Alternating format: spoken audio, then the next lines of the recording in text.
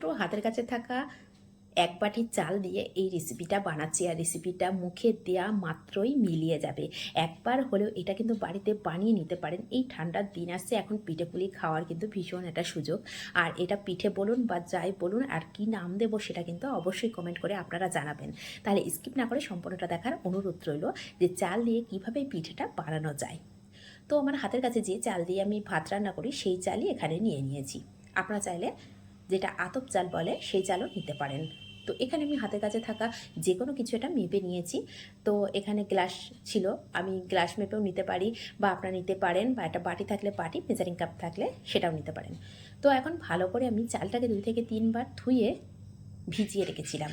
আর এটা আমি সকালে রেসিপিটা করব বলে আমি রাত্রে ভিজিয়ে রেখেছিলাম। আপনারা যদি দুপুরের দিকে করতে চান সেক্ষেত্রে 2 ঘন্টা থেকে 2.5 ঘন্টা চালটা ভিজিয়ে রাখলে দেখবেন চালটা অনেকটা নরম হয়ে যাবে। তো এখন জল পাল্টে আরও একবার ধুয়ে নিয়েছিলাম। ধুয়ে নিয়ে সমস্ত চালটাকে আমি মিক্সিং জারে দিয়ে দিচ্ছি। দিয়ে ভালো করে একটু পেস্ট করে নেব। আর পেস্টটা খেয়াল করতে হবে একদম স্মুথ একটা পেস্ট যেন রেডি হয়।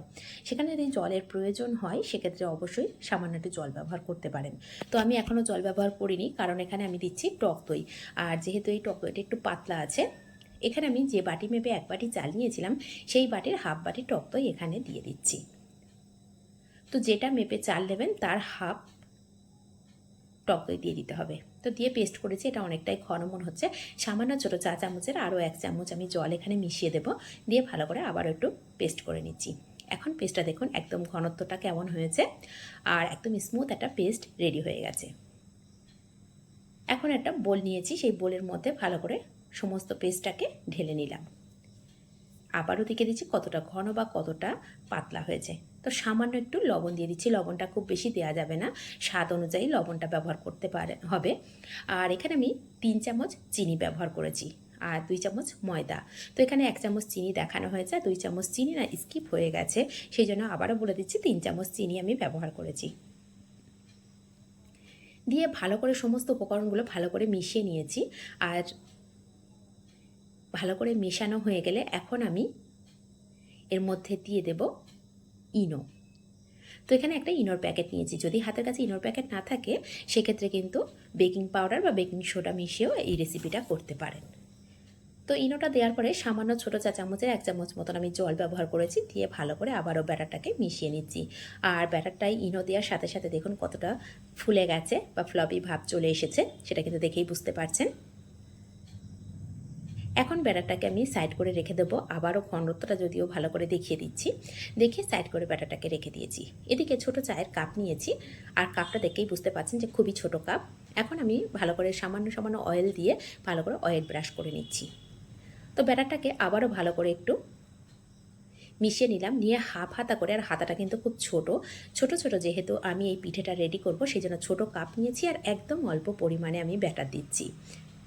দিয়ে কাপগুলো আমি রেডি করে নিয়েছি। এদিকে হাতের কাছে ছোট বাটি ছিল, অনেকের হয়তো কাপ ভেঙে যাওয়ার ভয় থাকে, সেই জন্য কাপ না থাকলে এরকম স্টিলের বাটি যদি হাতের কাছে ছোটো ছোটো থাকে সেক্ষেত্রে নিতে পারেন। এদিকে গ্যাসের উপরটা কড়া বসিয়েছি, দিয়ে সামান্য জল, একটা স্ট্যান্ড দিয়েছি, তার উপর একটা প্লেট বসিয়ে দিয়েছি। তার উপরে জলটা যখন খুব ভালো করে ফুটে গেছে সেই পর্যায়ে আমি দিয়ে দিলাম কাপ। তো এখানে একটা বাটি আর 4টে কাপ দিতে গেলাম, হলো না ঠিকঠাক, সেই জন্য আমি শুধু কাপগুলোই দিলাম। দিয়ে এখন ঢাকা দিয়ে 5 থেকে 7 মিনিট আমি এটাকে ঢাকা দিয়ে রেখে দেবো। যতক্ষণ এটা বেক হচ্ছে ততক্ষণ আমি এদিকে গ্যাসের ওপরে আমি হাফ লিটার দুধ নিয়েছিলাম, সেটাকে ভালো করে আগে থেকে জাল করে রেখেছিলাম। তো সেই সময় দুধটা মেশানো হয়নি, যেহেতু ভিডিও করব আপনাদের দেখাবো বলে, সেই জন্য এখানে 1/4 কাপ আমি এখানে পাউডার দুধ নিয়েছি, নিয়ে মিশিয়ে নিলাম। আর হাফ লিটার দুধ আমি এখানে আগে থেকে ভালো করে জাল করে নিয়েছিলাম, আর ফুটিয়ে অনেকটা ঘন করেও নিয়েছিলাম। আর দুধটা যত ঘন হবে খেতে তত ভালো হবে, টেস্টটা বেশি আসবে। তো দুধটা যখন মেশানো হয়ে গেছে, পাউডার দুধটা ভালো করে মিশিয়ে সাইড করে রেখে দিয়েছি।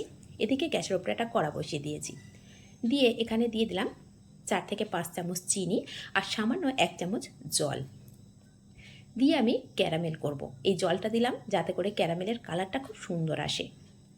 তো ক্যারামেল করতে করতেই এদিকে কিন্তু যে কাপের মধ্যে আমি পিঠে বলুন বা কেক বলুন দিয়েছি সেটা কিন্তু খুব ভালোভাবে ফুলে গেছে, সেটা কিন্তু খুব কাছে থেকেই দেখানোর চেষ্টা করছি, জানি না কতটা বুঝতে পারছেন। তো একটা টুথপিক নিয়েছি, নিয়ে সেটাকে আমি ফুটিয়ে দেখে নিচ্ছি। তো একদম ক্লিন এসেছে, তার মানে এটা আমার পারফেক্টলি হয়ে গেছে। তো এখন কাপগুলোকে তুলে নেব, নিয়ে আমি যে স্টিলের বাটিগুলো রেখেছিলাম সেটা দিয়ে দেবো।